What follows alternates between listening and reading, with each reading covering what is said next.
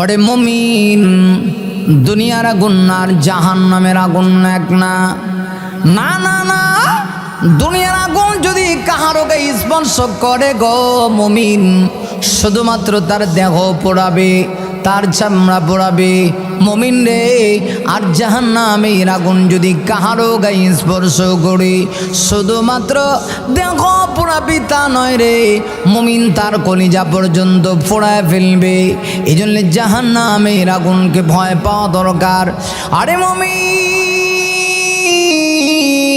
আল্লাহ রাব্বুল আলামিনের জন্য আমার তেলাওয়াতকৃত আয়াতের ভিতরে আমার আল্লাহ বলেন, ইয়া আইয়ুহাল্লাযীনা আমানু কু আনফুসাকুম ওয়া আহলিকুম নারা ওয়াকুদুহান নাসু ওয়াল হিজারাতু আলাইহা মালাইকা